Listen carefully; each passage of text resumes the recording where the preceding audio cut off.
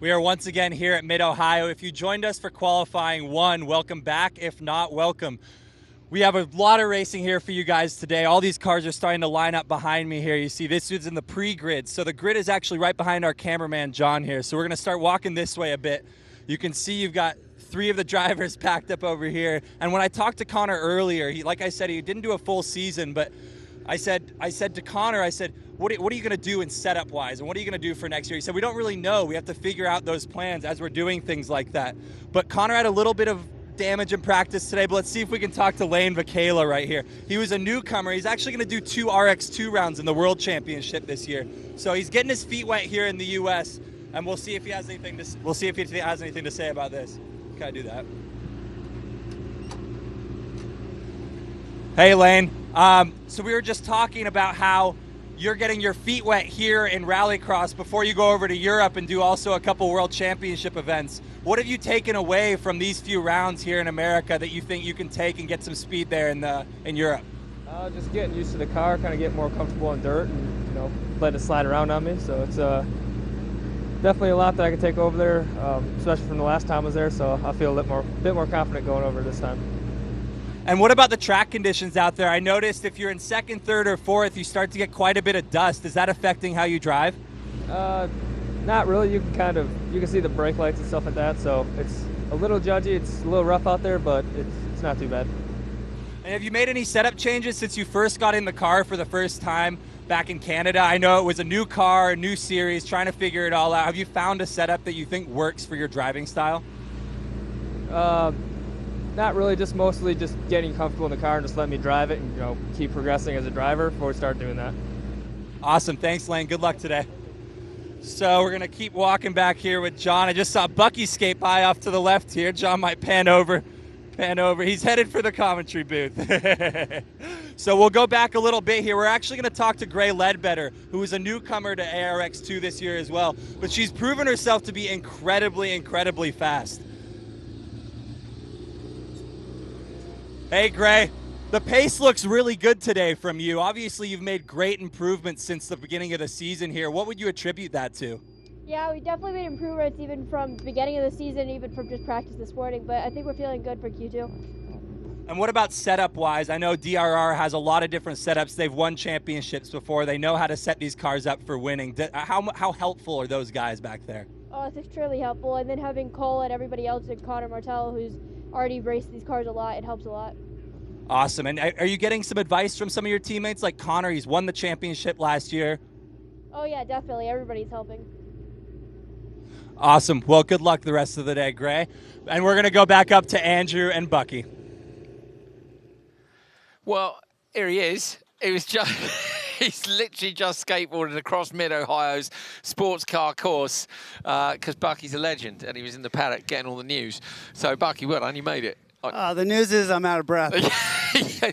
The news is I took the car the whole way around the sports car course, and it's a longer track than I thought it was, but it is cool. The track is cool. Unfortunately, it's being used in both directions, so there wasn't much send going on. Did you get time? No time. No, I'm sure we can work on that during the course of the weekend, mate. So looking forward to this. Obviously, Q2 for ARX2, then we've got Q2 for ARX, then we go back again to ARX2, so busy session. Plenty of racing. Now, if you missed the action earlier on, take a look back at what happened in Q1 for supercars. So this was the first race of the day, Steve Arpin versus 3 of the Subarus. Patrick Sendell not in this one. That's the easiest way to describe it. Atkinson got the whole shot, but then have a look at this and you'll see that Weeman and Backer had jokered on lap 1 and were immediately on to the back of Arpin. So when Arpin jokered later in the race, he'd actually managed to gap Andreas Backer a little bit, and that slotted him back into 3rd place. Backer down in 4th, but Chris Atkinson out front done a good job. No problems for him. There's the merge. Brave from Arpin just to shut the door. And here's Atco out front. He jokered on the final lap. Nice, tidy run from him to set a target time. And boy, would it be close come race 2. So race 2, Tanner Faust on the inside. Peacoy next to him, Bigham, and then his championship rival, Patrick Sandell. So on the run up to turn 1, Tanner got the whole shot, but watch for Sandell here. So Sandell into the back of Peacoy. Peacoy is pushed wide and Sandell goes at the inside. Interestingly, for me, the stewards didn't take any action on that, Bucky. No action whatsoever. Peacoy has a big old bump on the back of his car. It's obvious he was hit from behind, but I'm not sure it was obvious to the stewards. No, stewards said they couldn't get a camera angle, which they felt proved what had happened. Fair enough. So Tanner Faust taking the joker super late in the race. And the time, literally, they were split by tenths, by hundredths. Not tenths, or hundreds and thousands. So you're not going to see the times there, but literally it was a couple of hundreds and a couple of thousands between Tanner Faust and Chris Atkinson at the top of that table. Weeman gets third, Sandell fourth, no penalty, as we say, for the contact with Peacoy. Arpin fifth, Backward is in sixth, Travis Peacoy seventh, and Cabot Bigham down in eighth. So where's that? That's Fraser McConnell's guys, I think it is. Yeah, there's a little Jamaican squad going on. I know that the family are here, the McConnells. They arrived. Dad right there in the foreground, right? Yeah, they arrived late last night, didn't they? I think, from what I remember, they came in from JFK. There's the crowds up on the banking, up at the far end of the course. So that's the Joker lap that you can see there on the left-hand side of the screen. So good crowd here, decent weather for them today. Might not be quite so sunny tomorrow. Luckily, we're all-wheel drive here, so we don't really mind about the weather, and neither do our partners.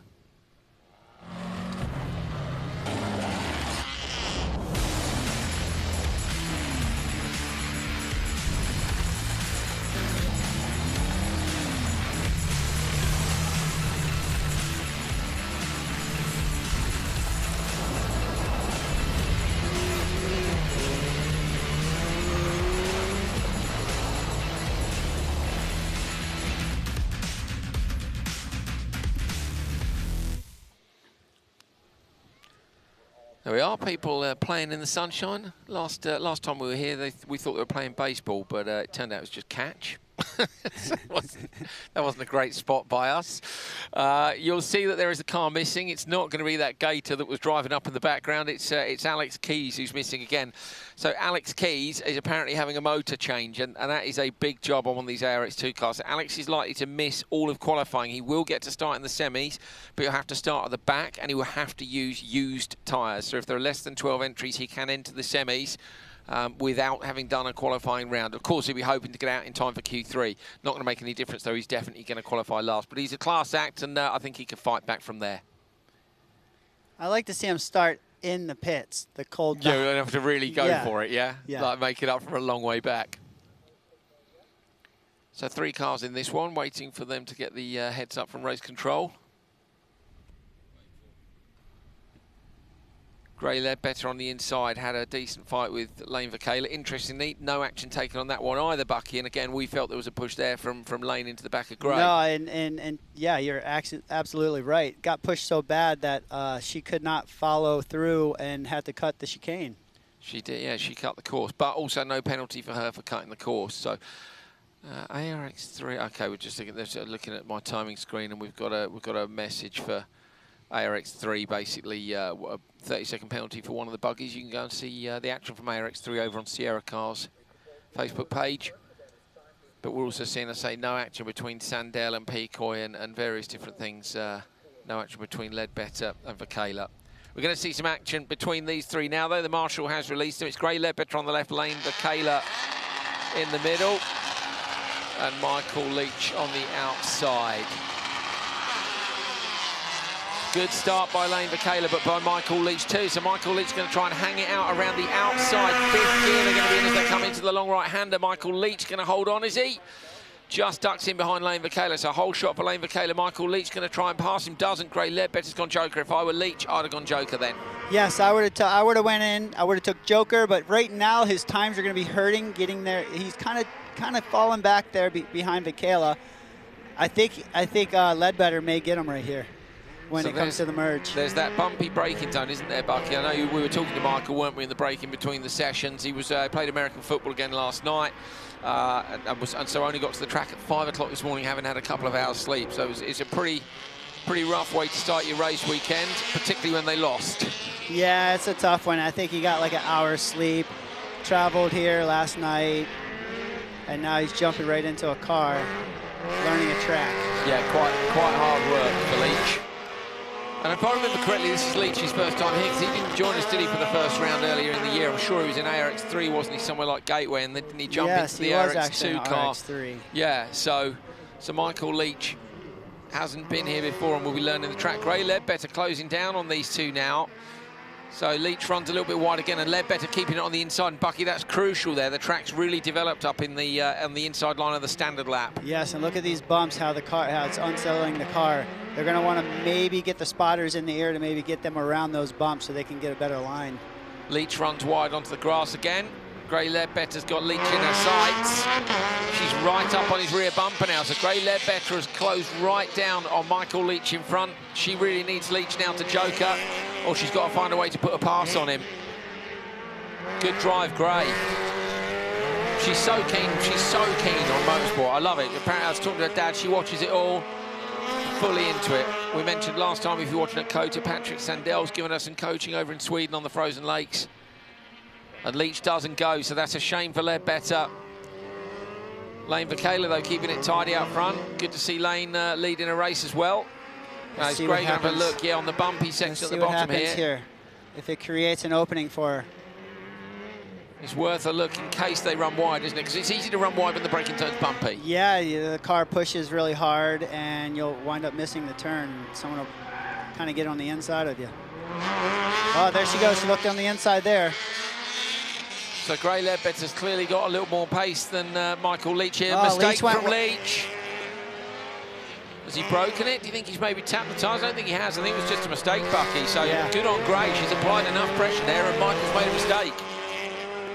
So this is about Gray Ledbetter and whether or not she can close down that gap to Lane Vakela out front. Vakela's about to go to the tarmac lap. Watch for the inside, Gray Ledbetter. I think he's got enough time here, but Gray's on that blue groove on the inside. She's got on the gas too early. Yeah, she's out in the marbles there. Don't think it would have been enough anyway, but she was keen to try and catch Vakela. I think, unfortunately, that lap spent behind Michael Leach is the difference there between Gray taking the win or not. So Lane Vakela going to come down and take the checker flag. I think he's already won a heat race earlier this year. Might have been Canada. Crossing the line now.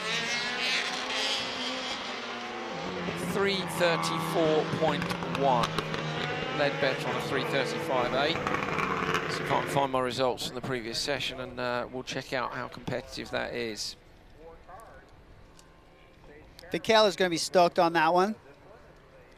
Yeah, he will. You see how the times, he ended up with a 3:34, Ledbetter with a 3:35, and Leach came in with a 3:39. Sage Karam did a 3:24 in the last session, so assuming the track hasn't changed that much, which it might have done because there isn't so much dust, so it could be pretty slick out there. But I think we can expect to see fireworks in this next one.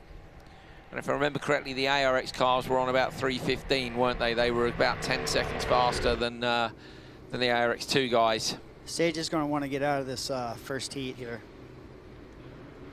So hopefully his times holds. Vakela rolls back to the paddock. Interested to see what Alex Keys can do later today. I'm hoping they get the motor changed in time for the semi-finals. Fresh motor makes a big difference in this car. Yeah, fair point. This was Leach off the start. He was side by side with Vakela, but once they peel into the right-hander, he has to give second best. I say, for me, if I were Michael, I might have gone joker on the first lap, but he didn't. Gray did, and Gray did a brilliant job of chasing him down. I think he was probably driving his mirrors, Bucky. I think so. Gray put her chin down, and she was putting in the lap times, and she caught right up to the back of Leach, and as you can see there, she is all over him. And here, I believe he makes the mistake. Yeah, he just gets a little bit too sideways on the way in, doesn't he? Just overcorrects and ends up out in the grass. Gray Ledbetter straight through, but it's Vakela who takes the win in Q2. Lane, you led that flag to flag. That must have felt good being out front there. Yeah, it feels good. Get another one under my belt, just getting more comfortable in the car. Yeah, and just getting those laps out there as well, just getting more and more seat time, it must boost your confidence. Definitely, yeah. Track's getting a little rough, but yeah, the more laps I get, the more comfortable I'm getting in the car. A little slower or a little more rough? A little more rough. Okay, well, good luck the rest of the day, Lane. Thank you. So Lane is happy enough with that performance. But we've got 4 very quick guys on the grid now. And unless there's a disaster, I suspect they're probably going to go a little bit quicker. But we'll see. As I say, track conditions are different. There's not as much dust as there was. They've obviously been out there watering. And that could make a difference to the lap times that these guys can do. They are racing for time, not position still. Yeah. Although they do get stuck in, don't they? Particularly, of course, we saw that great fight last time we were here back in June with Sage Karam and Fraser McConnell, didn't we? Yeah, they traded positions back and forth. And it wasn't great on the time, but it was good for the eyeballs. It was indeed. It was fantastic. So Sage Karam on the inside, having won Q1 by some 2 seconds. Fraser McConnell is in P2. Connor Martell, P3. And Cole Keats in P4.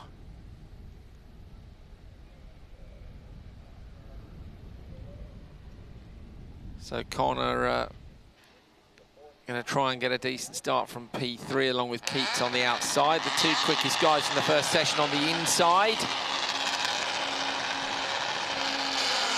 Oh, really quick reaction time from Fraz, but it wasn't as good a start as Cole Keats has got from the outside. He's got the best of the start. He's going to try and squeeze everyone sensibly. McConnell drops out of that fight, drops himself down into 3rd place. If those 2 in front of him don't joker, I think McConnell will go straight away. Does. So Fraser McConnell goes joker. He now needs these guys on the inside to have a bit of a fight here, Bucky, and hold themselves up. Look at him coming around the outside now.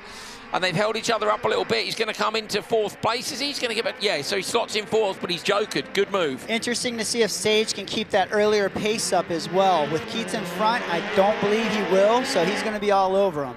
He's going to have to joker on this next lap. He runs the car out onto the grass, and now McConnell's just got to keep a sensible head and keep it tidy, because he's going to know that it was Karam that had the ultimate pace and that Karam is in a queue.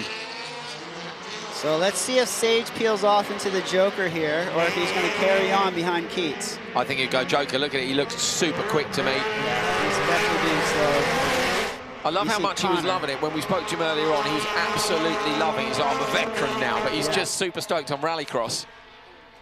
So is he going to go joker? He does. So this is in response to McConnell. Martell goes too. So Fraser McConnell on the inside looking to over or undercut Martell and Sage Karam. He's a little bit sideways though, and Karam gets him. Martell's going to get him as well. So Fraser McConnell not quite tidy enough in that hairpin on the inside. And same mistake Gray Ledbetter made. It's easy, isn't it, to get on the throttle just a tiny bit early.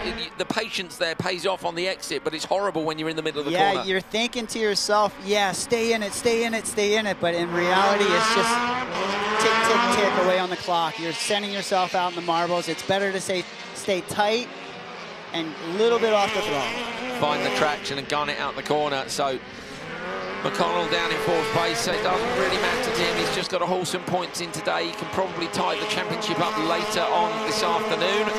They've got Q3 coming up very shortly. That's the other thing, Bucky, is of course their turnaround time between sessions now is tiny. Cole Keats has gone joker, Sage Karam on the inside. So is Karam going to get on the throttle too early? You can see from the outside, he's super patient on the throttle. Look, he's on the inside. Cole Keats going to have a little bit of extra exit speed, but Karam going to shut the door surely, and he does. So Sage is showing that early pace that he had, and he's keeping it clean through the tires so far. A little nudge. He's done some landscaping.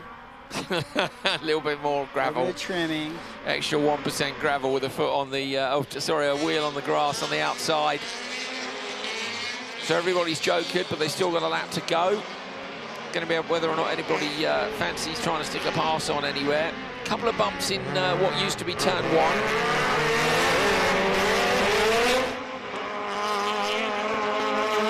They're only using that section of the track, remember, 3 times now. Oh, Karam runs a little bit wide in the right-hander. No, sorry, Keats runs a little bit wide in the right-hander, and Martell going to have a look. Connor's going to want to get in there. He's not close enough. Fraser's dropped a little way off the back of them. Only okay, tiny bit. There we go. That's better with the line in the background. It's going to happen. Martell's got to make it happen right here with these bumps. Look at that early rotation. He's trying to make it happen. So he sent it on the way in. He's going to hope for extra exit speed and see if he can put a pass on Keats down on the brakes at the bottom of the hill. But he's not quite close enough, maybe too aggressive. Sage Karam going to come round and stop the clocks where 3:28.2. So to be fair, he's 3 seconds slower than he was earlier on, so or at least 2.5. So the track is definitely a little bit slower. Well, I suppose he did spend a lap behind Keats. He's still quite a bit ahead of the rest of the pack, though. A couple of seconds. So he still has that 2-second pace faster than everyone else. Yeah, good shout. There it is, Karam with a 3:28.2, so not as fast as Q1, but as Bucky says, still faster than everybody else by some margin. Cole Keats second, Martel third, Fraser McConnell fourth. So Fraser will move to the outside of the grid. Is that quicker than the previous heat? It is. So these 4 guys will stay in the top race. There's Sage Karam. 2 from 2 for Sage Karam, looking on for a TQ here at round 8 of ARX 2. Cole Keats, though, with a mega start from slot number 4 on the grid. Sage Karam on his inside, but he just shut the door on him. Good tactics from McConnell. Do you think it was just the exit of the standard lap break which cost him the time? Yeah, I don't know. I think it was his start. I think he just kind of... It looked like he had a really good start, maybe too much wheel spin. Yeah. Yeah, the nose of the car moved immediately. Yeah, he had the best reaction time, but it just didn't, the car just didn't move with it. So I think he just played it safe. He just tucked in and just, well, it's he not knows a he's got a disaster, is championship. it? Exactly, and as we were saying earlier, the turnaround between Q2 and Q3 is nothing. They're basically going to flip these cars now while the ARX cars are out on track, and then they're going to be back out. So it's 2 wins from 2 for Sage Karam. Sage, when I talked to you about an hour ago, you said you feel like you're becoming a veteran out here. I mean, I think you're proving it to us.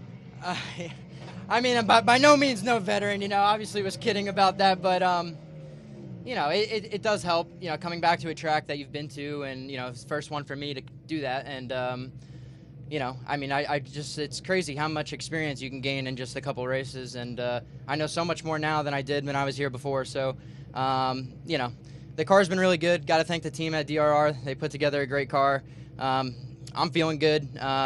You know, obviously, I had a good start that time. It was one of my better ones as well, but, you know, Keats was just a missile getting off the line, so I knew I just had to, you know, get a good joker in, hopefully not lose any spots and accomplish that, and just kept my head down, clean laps, and was able to reel him in and get him when he jokered. Awesome, and it must be a little bit difficult out there as well with 2 teammates, though.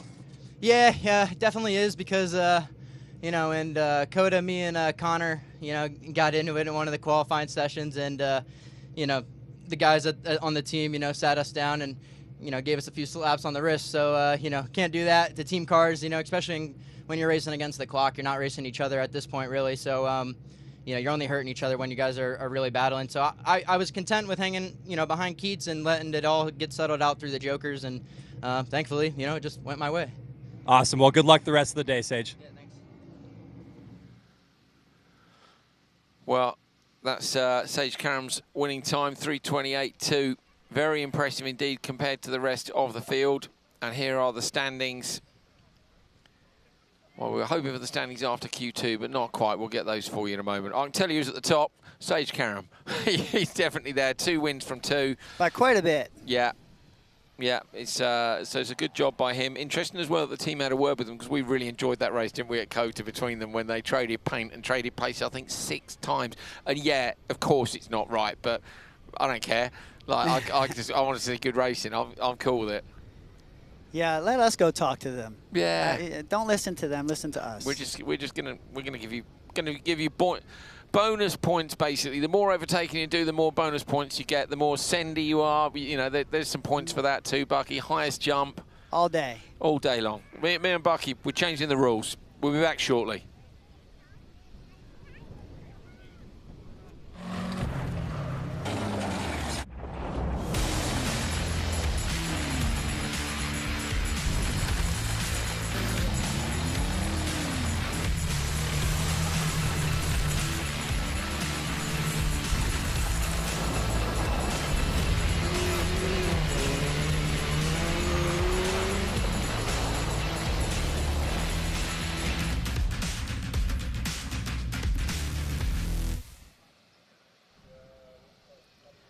Beautiful day here at Mid-Ohio Sports Car Course. We are near Lexington, Ohio. It's a nice part of the world. There's plenty of space out here for a track. They've found a good piece of land to put it on. The full sports car course is a proper roller coaster. All sorts of championships come here. Have you ever had a chance to drive a supercar? No, I haven't, unfortunately. No, I've passengered in a supercar back in 14 with Andrew Jordan. Then I passengered recently in the Project E electric Rallycross supercar, which was also awesome. But no, nobody's trusted me with one yet, Bucky.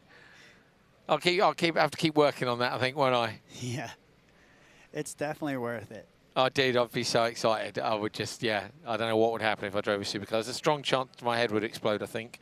But that's fine. No, most likely when you're driving, it'd be the clutch or the disc. Thanks, Bucky.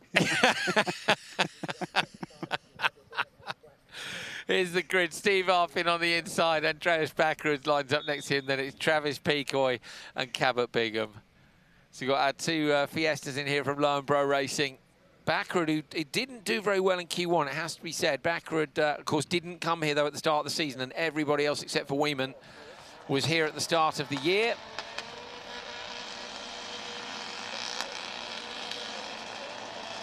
Long old hold on the lights there, and it's a stall on the line for Pecoy. Backerud's got a good start, but it's a great start by Cabot Bigham. So Bigham, who didn't do so well in Q1, has now really got to nail this in Q2. Drifts the Beetle around to the braking zone. Arpin goes straight into the Joker lap. Backerud having a look at the inside of Cabot Bigham, going to be patient on the throttle, try and find the traction. And Bucky there is the perfect example. Even in a four-wheel drive supercar, you've got to wait. You do have to wait. You saw how Backerud was patient, but Cabot was able to rotate it and get out of the corner faster, where Backerud was kind of keeping the car under-rotated and then had to drive that last bit of turn where Cabot just shot out. But he's reeled him back in now, so it's game on. Cabot through the last corner, crosses the start-finish line. Backerud right with him, so Arpin's juggling. Mistake by Bigham. Bigham runs wide. Backerud going to have a look up the inside. So Cabot Bigham runs wide, can't transition the car back. Going to lose some exit speed here. Andreas Backerud all over the back of him, but that's going to play into Steve Arpin's hands. Backerud's got to go Joker now for me. If Bigham's going to be in the way, and he doesn't, so he goes standard lap. I would have gone Joker again, but if they think Arpin's too near, maybe they can't, Bucky. Well, inside again, Backerud trying to find the traction, but not quite enough. Speaking of veterans, Backerud is a true veteran. He has been racing for, what, how many decades? Oh, he's been doing plenty of Rallycross, put it that way. Super 1600, then up into Supercross. He's done every round of the World Rallycross Championship ever, one of only 3 drivers to do that. He is one of the 3 drivers in the fight for the World Rallycross Championship, fighting with Kevin Hansen and Timmy Hansen, who are racing themselves this weekend back in Europe. So, you know, all these guys keeping their skills in. And if I was Subaru and I wanted to put someone in the car, I would put this guy who just made that move in the car. Andreas Backerud. Problem there for Bigham. What's happened to Bigham? Maybe it's just 2 gears too high, but Backerud managed to put the pass on him. So Backerud in that fight for the World Championship. Really excited to head down to Cape Town in a few weeks' time and see whether it's Timmy Hansen, Kevin Hansen or Andreas Backerud who lifts the World Championship trophy. They're all so desperate to do it. I'm sure Backerud will be relishing the seat time over here. This machine, of course, the factory Subaru, very different from the Audi that he uses in the World Championship. But he's out front now, got some clear track, and he can try and gap up in now and see if he can do the Joker without getting overlapped. See what the delta here is. It's gone up. He's got him by 4/10. It was 1.6. It's gone up to 2.0. So Backerud's making use of that clear track. I think he's got him. Backerud going to have to go Joker. So watch the Subaru sweep around the left-hander. Here he goes. Be late on the brakes. Pitch the car in and just try and carry that speed through the long right. That's where all the fans are there. You can see them up on the bank. Comes in, it's a little bit more exit speed, and he's clearly in front this time, so Backerud airs it out on the brakes. Through the right and the left. Fair bit of dust on the screen there, Bucky. It's hard to see if that's dust inside as well. You see what I mean? The vision's not very clear there. Not very clear. So Backerud, has he got dust inside the screen, or is that just on the outside and he's chosen not to use the wipers, which could be the case. Either way, he's going to take it. Andreas Backerud comes around to win his race in Q2. Steve Arpin close behind, 3:18.8. So not quite as quick as they were going. Bigham holds on from Pecoy in P3. Bigham made a couple of mistakes in the complex that used to be turn 1, turn 2, didn't he? And Baccarat on the second asking got up the inside. It was a clean pass for me. But you see, they're saying, there we go, Bigham and Baccarat's contact is under review, and that's, to me, that's a clean pass. No, that's a clean pass for me as well. I think Cabot had a couple issues on the entry, and Baccarat, being the veteran he is, man, if he sees a hole, he's going to stick his nose in there. And it was clean. Yeah, it was door to door, and it was 100% up the inside. Absolutely. Baccarat takes it 318.8, Arp in second, Bigham third. Travis Peacock down in fourth, so Cabot Bigham will be annoyed because he had super pace this morning. Cabot Bigham was P2 for a lot of free practice. So Bigham with a mistake and then potentially a stall. As I say, Baccarat managed to get past. This was the start for Bigham. Bad start by Peacock, of course, with the stall. So I want to look and see where this contact is that's under review. It's got to be the point where they were in that chicane together, Bucky. Yeah, I saw a room for Baccarat to sneak it in there, right here. There's mistake number one. So did he get him? Oh, that's actually the second. That's absolutely clean. For me, there's zero need for an investigation on that, I'm afraid. You know, tough job for the stewards, absolutely, but there's no investigation necessary for that one for me, Bucky. That was a good pass. What do you think? I'm going to go with what you said. And unfortunately, we're not up by the steward, so we can't dead-eye them. No, we can't see what they're thinking. There you go. Andreas, looked like a great battle out there, but it looks like it's getting dusty as well. I mean, I'm looking through your windscreen. Looks difficult. It is super hard. I mean, like Q1, the same thing. I was car number 4, and I was just so far behind Johnny that I couldn't see anything in every braking. No, this time I was following Bigham, which had a rocket launch. Like, I think he pulled on me when we put all the gears, yeah, he was doing a couple of mistakes, so maybe the lap time wasn't fast enough, but definitely it's dusty there, it's hard, but it's the same equal for everyone. Everybody just need to go out there and wrestle. It looked like a clean pass to us up there, minimal contact, side by side. That's really how it should be done, we think. Yeah, I tried to play respectful because I think ARX needs that.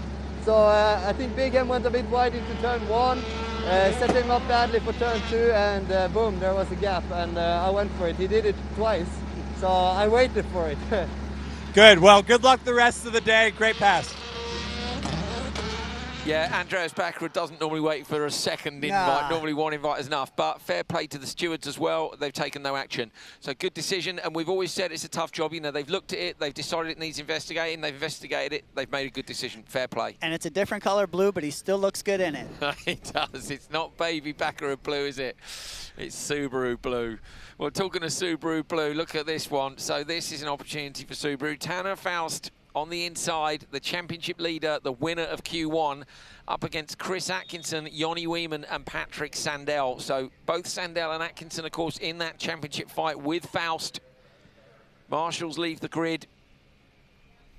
Cars about to do the same. So Faust needs another brilliant start. We know they've got good data from the inside. Are those driving gloves on Atco or boxing gloves? Well, they're going to find out for the first corner. It's a very even start across the inside. 3 cars, contact straight over between Atkinson and Faust has pulled a length already. He's 3 car lengths in front of turn 1. Easy hole shot for Tanner Faust. Atco in P2. Where's Weeman going to go? Weeman goes Joker. Sandell's gone with him. So Sandell's gone into the Joker lap behind. Atco's going to have a little nudge. He has a nudge on the side of Faust, but Faust straightens the car up early. Atco drops back. So Tanner Faust leads. Weeman and Sandell on the Joker lap. I wonder if they'll ask Weeman to move over for Sandell. They may, just to give him a clear screen. So Sandell in that championship fight, Jonny Weeman isn't. He knows the score when he comes to a race like this, that he may have to give up the position. So far, no team order. If it's going to happen, it's going to happen real soon. There he goes. He showed him that he was on the back of him. He's going to be all over his spotter. Come on, Weeman, get out of the way. Faust into the right and the left here. This was where we saw the mistakes from Cabot Bigham, and again we can see the dust coming up, Bucky. So at the start of the session when they've watered it, when we're looking at the ARX2 cars, there's very little dust, but with the sun and the wind, the track's drying super quickly, and then the dust becomes big straight away. It's almost undrivable. I want to say it is undrivable, but these guys are professionals, and they just stay in it with their right foot. Yeah, they're getting stuck in and managing a good race time, which is what Faust is doing here. I mean, he's got a clear screen, but again, it's that patience on the throttle through that right-hander. I can't tell you how hard it is to really send it in these conditions when you can't see anything in front of you. Well, Backer was saying about the braking zones. Is that one of the hardest parts? I mean, you can't even see the turn. You can't even see where you're supposed to go. I mean, literally, you could come to a complete stop and wait for the dust to fly by. And just wait for the dust to go by. Faust into those tricky right and left at the bottom of the course. A lot of dust flying up behind him. Sandell still behind Weeman. Those guys having jokered, and for me, Faust has got enough time now if he wanted to go, but I think he'll wait until the last lap. The attitude on Faust Beetle means business, doesn't it? He's really pushing hard here. It's a beautiful thing to see. Watch these cars go into braking, how they dive in, the suspension moves around, all the 600 horsepower. Yeah, good job by Faust. Faust, we think if he gets P5 in qualifying, will have tied up the title before we get to the semi-finals. Certainly, Sandell and co have got to be ahead of him. At the minute, Tanner Faust is having absolutely none of it. Doesn't look like there's any team orders going through. Weeman's just carrying on. Weeman's onto the back of Atco at this rate. Weeman's going to beat both the guys who are in championship contention. Of course, it doesn't matter until the end of Q4, but Weeman doing a good job. He's up behind Atco, and Atco hasn't jokered. So Jonny Weeman, he's got UC Pinamaki working with him this weekend. Pinamaki, of course, who runs Gronholm RX in the World Rallycross Championship. Into the joker lap for Tanner Faust. Keeping it tight. Tidy on the exit, doesn't need to worry at all. Round comes Atco. Weeman's going to get Atco. Atco's going to try and get him on the merge, but he can't. Sandell's down in P4. Tanner Faust, though, out front, has absolutely stamped his authority on qualifying today. 3 Subarus in this one, and none of them were able to stop him. Faust destroyed Q1, and he's going to do the same to Q2, but he's going to do it by a bigger margin this time, I think. What did Backer get? 3:18. Let's see, is it enough from Backer, or is Faust going to take it? He takes it, 3:17.7. So last time the gap was down in the hundredths. This time it's up at 1.1 second. Faust wins Q2. So he will be the overnight top qualifier here at Mid-Ohio, the final round of America's Rallycross. Championship leader. Brilliant job for Faust. Applause from the crowd and a big sigh of relief for Tanner. Going to be tough for Subaru to beat him tomorrow now. They need him to have a DNF in a qualifying session to knock him down the order. So if he's 5th or above, the team have done the maths and they think that will be enough to make him America's Rallycross champion in 2019. Before we even reach the semi-finals, and Bucky'd like that because semi-finals and finals time, yeah, a bit of hard racing. There it is, 3:17.7, Weeman, Atkinson, Sandell, the result of Q2 race 2.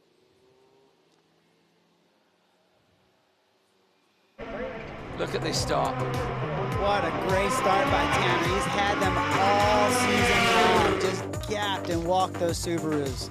Absolutely fantastic. It was funny, wasn't it? It's almost like they've made a change or maybe gone back to what they were doing last year, because last year, again, the Beetle starts were great. The Subaru this year is a lot stronger than it was last year. But Faust, Kota, and here, Bucky, that's the... Wow, how many starts? There were 5 good starts at Kota. That's the 7th good start in a row for Faust. You know, in the normally... beginning, beginning, Subarus were actually winning. Yeah, do you remember here, Speed was winning all the starts here at the start of the year. So Faust has done a fantastic job on day 1 here at Mid-Ohio. He is the overnight TQ, having won both sessions. Tanner, we talked a little bit before the weekend started about your starts and you said it might be a little difficult because it's slippy and uphill, but clearly not there. It's slippery for everybody. It's just, you have to be so delicate. I mean, it seems weird because we have 4-wheel drive racing tires, you know, 0 to 60 in 2 seconds. It's amazing. The cars are amazing that you're worried about wheel spin, you know, with 4-wheel drive, but there's just a lot of power. So you really have to be so delicate. And I think a lot of the drivability that helps this car on the track also helps us in the rain. It helps us on the starts when it's slippery like this to be able to monitor the wheel spin a little better with the right foot. But the track is dusty, so if you're not first, you're last. And I just hear the gap getting further and further, and it's just dust. So I feel bad a little bit, but not that bad. Probably not that bad. I mean, your car looks pretty clean, the cleanest coming off the track. But, you know, it's going to be a tough day the rest of the day. Actually, you're done for the day, aren't you? Yeah, we're done for the day. I mean, the heats are very fast. with Atco, we were only 0.05 of a second quicker. And then in this round, we're only 1/10 of a second quicker than Backerud. So while on the track, it looks like we're pulling away, we're racing the other heat. And it's absolutely neck and neck. Great. Well, maybe we need an overlay to see the ghost of Backerud behind you, but good luck the rest. So there is the results after Q2. Tanner Faust is indeed the overnight TQ. And Jonny Weeman, look, with 2 third places, that's actually enough to see him in P2. Chris Atkinson is third. Andreas Backerud is fourth. Both those guys taking a second place in different qualifying sessions. Then you've got Arpin, Sandell, Bigham and Pecoy. Interesting about Tanner there. He obviously hasn't quite got the gap right with Backerud because it's 1.1. So it's 1.1. Yeah. But if I was his spotter, I would have said 0.1 as well. So keep him on it. Yeah, keep him on it. Yeah. So super close. I mean, 1.1 is close. It was outrageously close in the first one. But talk about knocking it out of the ballpark, winning both the sessions. Doesn't matter whether you win it by a 1/10 or by a mile. No. You know, it's that's what he needed. I'm wondering if Sage and him have found something. Because both of them are a couple seconds ahead of the rest of the field. Pack. Maybe. So maybe it's just being able to pace that right foot, you know, just be able to kind of. Well, they've found something. It's a great job so far by Tanner Faust and Sage Karam.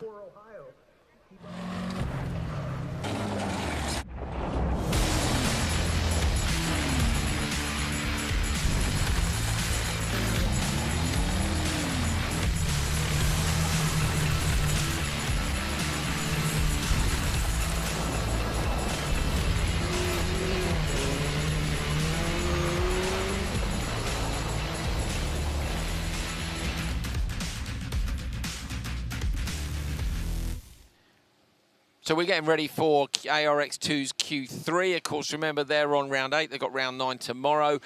Bucky, track conditions getting a bit tricky. Now, this, of course, earlier in the day, we had a run for ARX2, then a run for ARX. We've now got this triple header where we're going back to ARX2. We've seen the dust just now with ARX. It's going to be super difficult for these guys to see, and the whole shot's crucial.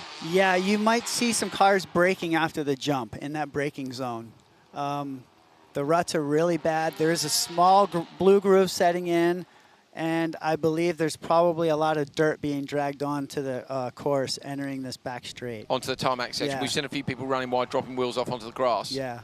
Yeah, so it's there we go. You can have a look for yourselves. That's the crest of the jump, is it, I think? Yeah, it is. Yeah, you can see the wall on the left-hand side. And in the background there, you can see the standard lap. So if you look at the standard lap, it's so loose on the outside. And then let's go into the braking zone here. Yeah, here we go into the braking zone. It's clean. See all the bumps and the ruts and all the marbles. And that's so every the point, every time these cars are hitting that, the ruts are getting deeper and deeper. And then they're also just creating this gravel machine gun like blast of gravel. So it becomes really slippery. So the cars won't handle as well through this section. It'll be a big push, and it'll be hard to get these cars settled. The corner's actually held up pretty well. Do you remember when we were here earlier in the year, there was a huge ditch hook on the inside of this corner? I think the corners are holding up pretty well. It's just that one gravel, it's the fast gravel braking zone, isn't it? So the point at which you're loading the car the heaviest. Yeah, it's basically when you're coming down off the jump, you're loaded, and then you free up, and then you get on the brakes, and then the car comes down and creates this big hit, and then it just the divot in the ground just gets bigger and bigger, becomes a big rut. Here's the entry to the normal lap in the Joker here we're seeing. Usually they'll water this, but you can see the blue groove coming in right here on the entry. So it's going to become faster. And to rotate the car right here, you'll get out on the marble. So you're going to want to tuck in right here. And this is what you saw Sandell get under Pecoy here. But he gave him a little bit of a bump on the entry. There you can see that's the most blue groove on the entire circuit for me, is on the inside line. It's absolutely critical to stay there if you want to get a good lap time. So we're 2 sessions into round 8 of ARX2 here at Mid-Ohio. Let's take a look at the standings as we go into their 3rd and final qualifying session for round 8. Sage Karam at the top of the table. Cole Keats, look, takes P2, and he's got the same scores as Fraser McConnell. The reason he gets P2 is because he had the better result in Q2. Connor Martell has been 3rd in both sessions, and that's actually only good enough for 4th because the guys ahead of him have outperformed him in one or the other.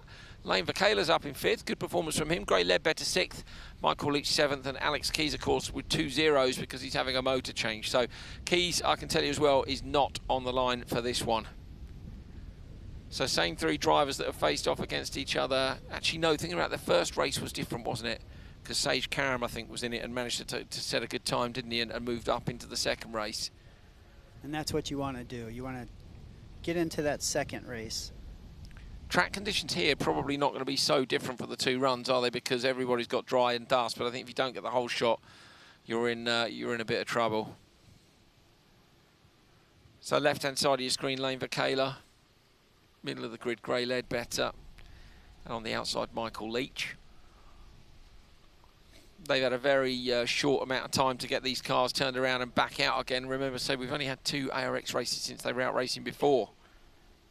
So they may be lucky they haven't changed races, because if you were in race 2 of the previous session, you ended up in race 1 here, you wouldn't have any time at all to get that car prepped. Well, a slight delay, we're nearly ready to get underway.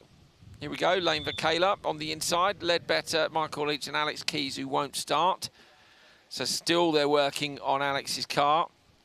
I say he will be allowed to start the semi-finals, assuming they can get the car ready in time. They've got about another hour, I think it is, after this, to be able to get the car ready and back out in time for the semi-finals. Right, here we go.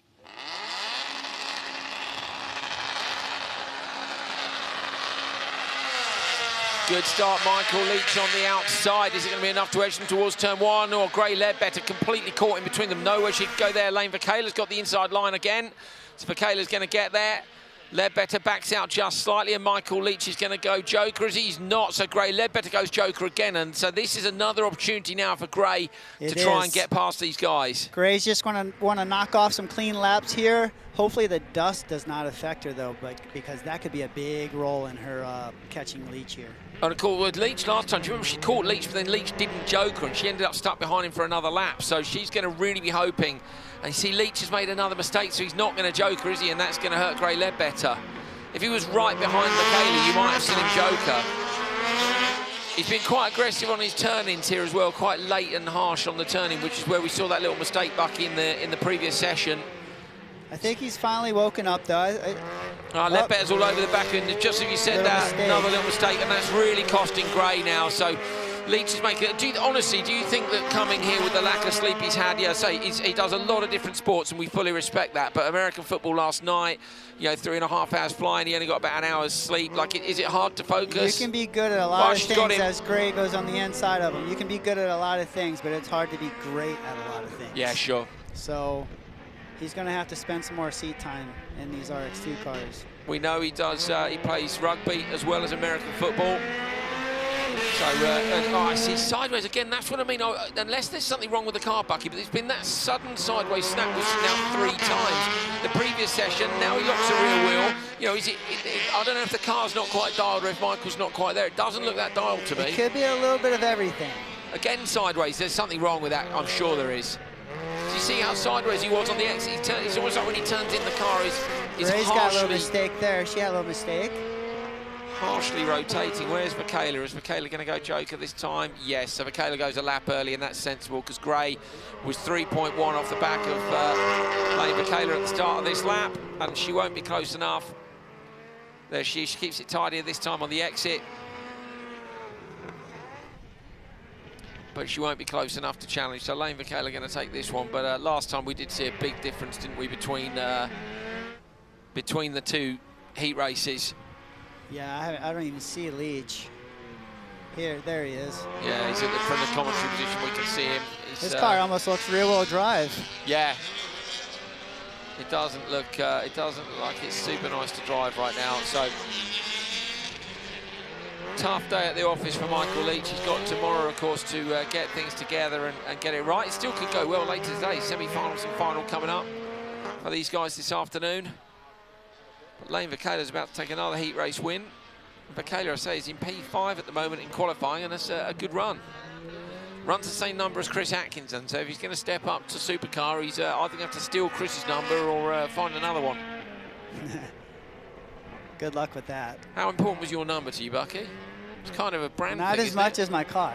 Yeah. I don't care what number was on my car, as long as my car was good. Yeah, understood. Michaela revving it on the downshift. Pushing hard, going to cross the line. Pops the inside wheel just as he does. Gray Ledbetter to get second. We're waiting for Michael Leach. Where is he? Oh, Leach. So Leach. Yeah, he's definitely limping. Leach has got a problem. So Leach is right up in the gravel section. He's just coming onto the back straight, so we didn't see that. Yeah, he's got something going on. He hit his front. He has some damage to his front in practice. I'm wondering if that's carrying on now. That tends to happen on your race day. Well, he must have made a mistake, Bucky, on that lap somewhere, mustn't he?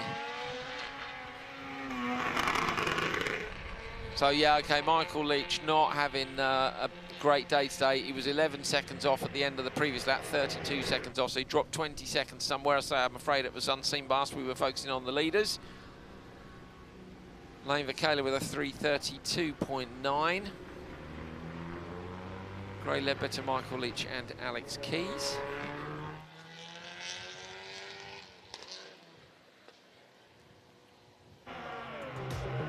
So this was the start. Good start by Gray, moves across onto Michaela. Can't find a way through after she gets squeezed. This was the mistake, and again you see Gray there would have lost a lot of time. Yeah, big corrections going on with Leach. Looks like some of the inputs are a little off on entry. Just, lucky there when he made a mistake up in the hairpin, so he ran wide, and that allowed Gray Ledbetter to make the pass, but not enough time for her to catch up with Lane Michaela. He wins another heat race. Lane, you're out there and you're driving by yourself, essentially. I know you got a teammate out there as well, but Michael had some issues. So tell us about what you're thinking and what your spotter's telling you when you're out in front there with clear air. Spotters just tell me to keep pushing, just keep driving, and I mean, there's a lot of time to be gained still, and still need a lot of work, but yeah, it feels good. And you come from a karting background, so I know that you're used to having to hit your marks repeatedly. Is that something that's been coming to you a little easier in this car now that you have some more time in it? Yeah, definitely getting more consistent with it. It's a little tough right now with how the dirt's kind of getting rough right now, but yeah. Awesome. Well, good luck the rest of the day. Thank you. One race remaining of qualifying today. Is that Bob Barker? Come on down. Oh, really? Oh, there you go. See? Yeah, he came out. Price is right. We have a different presenter for the Price is Right over in the UK, Bucky. Fraz corner over there. So, yeah, the family all here this weekend. They'll be hoping for a clean result for Fraz in this one. We're not sure on the maths. These guys we know will have done it, but say there are a huge amount of points up for grabs during the qualifying stages. Sage Karam on the inside has won both sessions so far this weekend. Cole Keats and Connor Martell, I think, were equal on points. Or was it McConnell that was equal with him? Can't remember. And then Fraser McConnell in fourth for this one. So we're waiting on a tyre stack being moved back into position. Maybe that's what happened to Leach. That sounds like it could be plausible. I think it's up on the Joker lap. Looking, I can see flashing lights up on the Joker lap. But we can't quite see. That is about as far away from us as it's possible. There it is, yeah.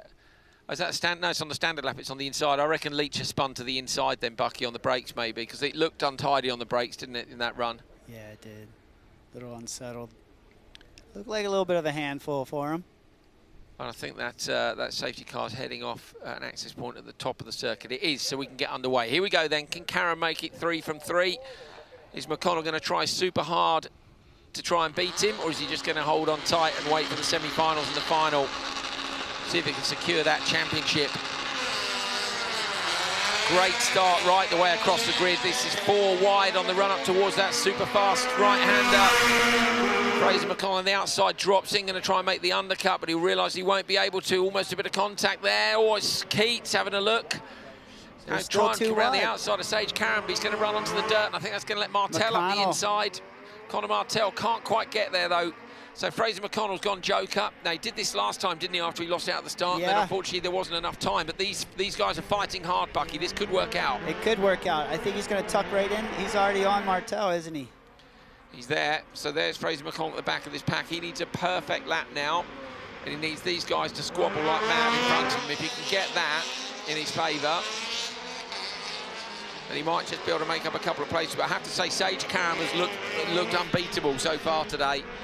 Yeah, I don't think that anyone has matched his pace or even come close to it. Everyone else has kind of been 2 seconds behind his pace, and it looks to be about second now.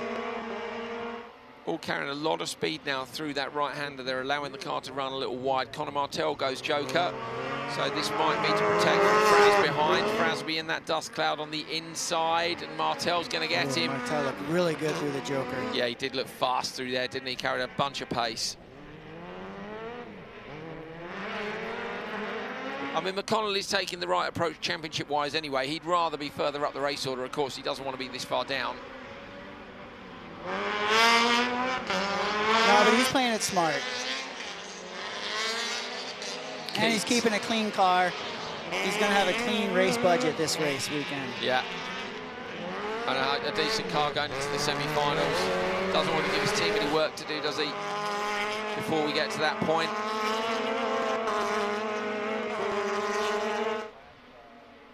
Karam continuing to push very hard indeed. Keats goes Joker. Now can Martell get Keats? And Martell's just 1.2 off the back of Cole Keats. It's going to be close. Well, Martell's run a little bit wide. He's in the marbles on the inside. It's easy to do, and Keats holds on. Once again, Sage is a good 2 seconds ahead of the pack. Yeah, he's going very nicely indeed, isn't he? Going after Joker. We're looking at the Joker. The Joker is in 2 seconds at the moment. He has found something in this track that apparently the other drivers have not found, because it's either that or he has his car set up perfectly. Karam's going to Joker on this last lap. We've got a gap of 3 seconds now coming over the start-finish line before we head into the semi-finals, and then we get to find out whether or not Alex Keys makes it. And of course, if Keys doesn't make it to the semi-final, he is definitely not going to make the final. So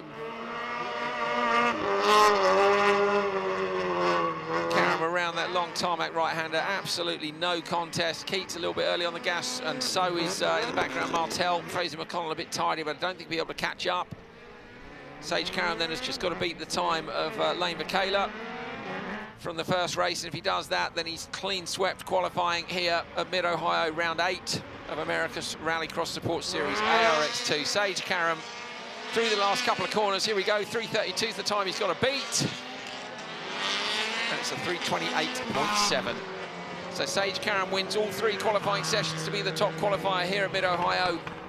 Fraser McConnell, the championship leader, safely through in 4th. With a 3:28.740, that's just a whisker off his time from Q2, which was a 3:28. Good job by Karam. That team has apparently found something in that car, and Sage he has got this track dialed. So whatever he found last time. Sage Karam takes it from Cole Keats, Conor Martell and Fraser McConnell. So that's 3 from 3 in terms of qualifying. Good job.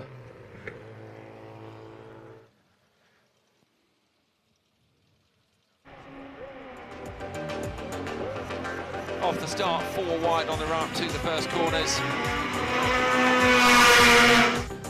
Fraser had to back out of that one, went early Joker again. A little bit of a contest up into the first corner, but Sage Karam managing to hold on for the whole shot again. Keats almost losing a spot to Martell.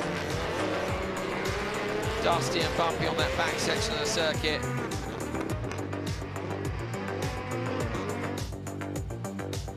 Karam waits right until the end again. Superb job. Sage Karam taking all 3 qualifying sessions. He's got to get the win here, surely. He's had second place 3 times now. Sage, you had a great qualifying performance already today, but that just sealed you as the top qualifier for race 1 today. That must feel good. Yeah, I think that's my first time doing that, starting the semi up front. So it feels good. Today's just gone like perfect for us. So no complaints. Having an awesome time out there. The ARX series is it's amazing. It's fun racing. It's hard nose, 150% for 4 laps there. I mean, you don't have time to make an error, and if you do, it's really costly because it's not enough time to make it back. So you got to be perfect, and you're just driving so hard, and these guys are so good. So yeah, I'm just having a lot of fun. I'm really enjoying it. Glad to be starting up front. got a even better start that time. Was able to stay with Keats and need to do that twice more. So I think if we can have 2 more good starts and you know, hopefully everything stays together. The track's getting really, really ruddy out there right now. So you know, got to keep the car in one piece to win this thing. But I think that's going to be the biggest thing, and just got to do my job and just turn consistent laps. Well, keep having fun. It seems like it's working. Here are the standings then at the end of qualifying for round 8 of ARX2. Sage Karen with a clean sweep at the top of the table. Cole Keats goes P2. Martell is 3rd. Fraser McConnell 4th. So Fraser, the championship leader, will get a front row start. Then it's Lane Vakela, Gray Ledbetter, Michael Leach and Alex Keys. So that's it for qualifying. Alex Keys still working on that motor change. We're hoping he's going to be out in time for the semi-finals. And, of course, we've got the championship leader. Fraser McConnell's going to be on the front row. Should be a great race. Around an hour's time, if you'd like to catch up with the semi-finals and the final for round 8 of ARX2. We'll see you then.